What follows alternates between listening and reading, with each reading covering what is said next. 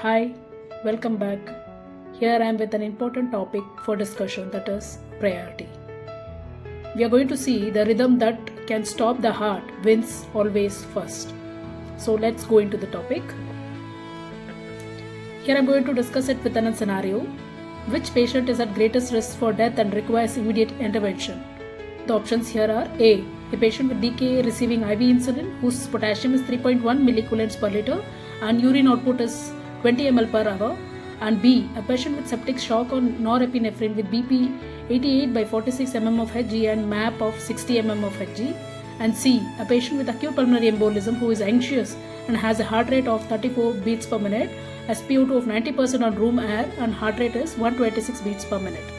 And option D. A patient with acute kidney injury and potassium of 6.2 millicoulombs per liter with a peak T wave on ECG. So these are the options. Please go ahead and think which would be the right answer. Please think.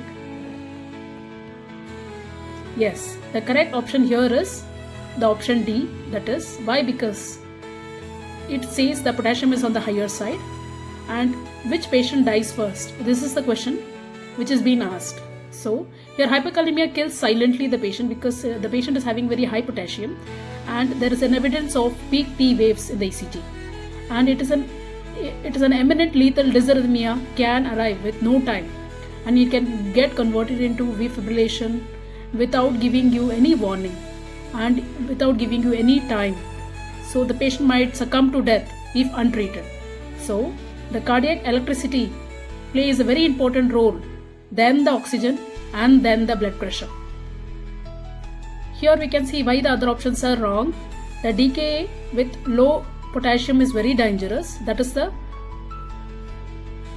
Here we can see why the other options are wrong. DKA with low potassium, it may be dangerous, but at this particular point of time, it is not that important to get it corrected because it is okay range, that is 3.2, and there is no replacement required because the other option where the arrest is very near to happen, where the patient is going to get arrested with such high potassium in the option D, that is more important.